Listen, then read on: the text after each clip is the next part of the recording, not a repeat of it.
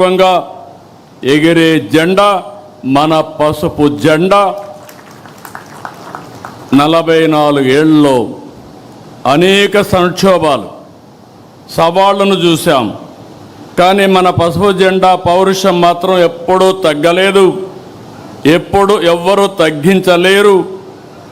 Telugu Desam party కార్యకర్తలు ఎప్పుడూ మీసం మెలేసే నిలబడతాడు తప్ప ఎవ్వడికి భయపడడు, తల వంచడు. 4 దశాబ్దాల మన ప్రస్థానం అద్భుతంగా సాగింది. తెలుగుదేశం పార్టీ శాశ్వతం.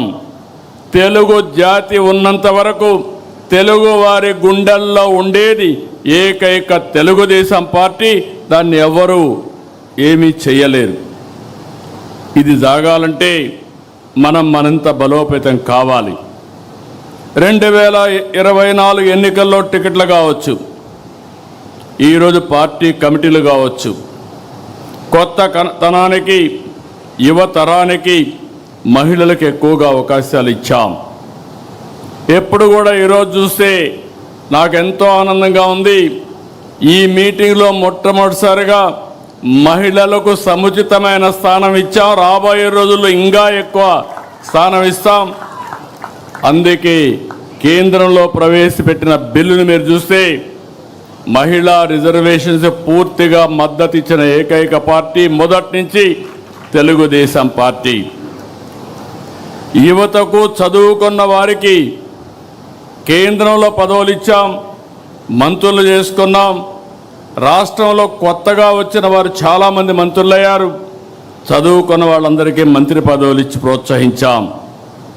ఈరోజు రామ్మోహన్ నాయుడు గారు, బైరెడ్డి శబరి, రాజేష్ లాంటి వాళ్ళ జాతీయ ప్రధాన కార్యదర్శిగా మనం నియామకం చేసుకున్నాం.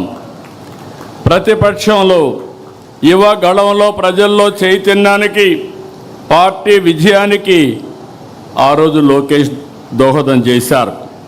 పార్టీ నిర్మాణం, ట్రైనింగ్ క్లాసులు సహా ప్రతి అంశంలో లోకేష్ చాలా కృషి చేశారు, నేను చూశాను. టెక్నాలజీ అడాప్షన్ మొదలుకొని కార్యకర్తలకు సంక్షేమం, 5 లక్షల రూపాయలు యాక్సిడెంట్ ఇన్సూరెన్స్ ఇచ్చిన ఏకైక పార్టీ, సమర్థవంతంగా నిర్వహించే పార్టీ తెలుగుదేశం పార్టీ.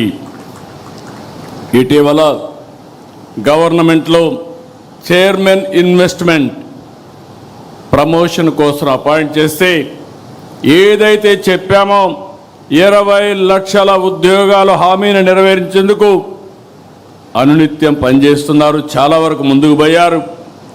నిన్నే ఆర్సెలర్ మిత్తల్, ఎస్టర్డే గూగుల్, ఇలాంటి ప్రతిష్టాత్మకమైన కంపెనీలు, వరల్డ్ బెస్ట్ కంపెనీస్ అన్నీ ఆంధ్రప్రదేశ్కి వచ్చాయంటే అది లోకేష్ చూపించిన చొరవ అని చెప్పి కూడా నేను మీకు తెలియజేస్తున్నా.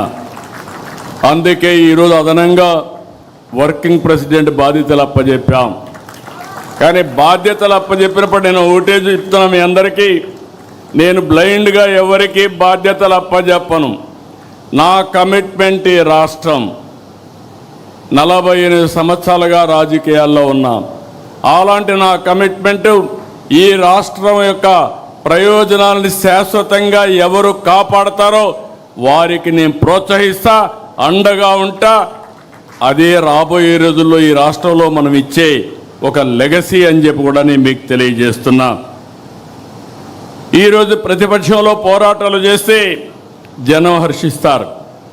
కానీ అధికారంలో పదవి అంటే అటు ప్రజల్ని ఇటు పార్టీని మెప్పించాలి, ఒప్పించాలి, మార్పు చేసి చూపించాలి. మీ పనితీరుపై నమ్మకంతో పార్టీ ఇచ్చిన పదవికి న్యాయం చేయండి, అందరితో సమన్వయం చేసుకోండి. నిర్ణయాలు తీసుకుని పార్టీని ఎక్కడికక్కడ ముందుకు నడిపించడంలో అందరూ కూడా ముందుకు పోవాల్సిన అవసరం ఉంది.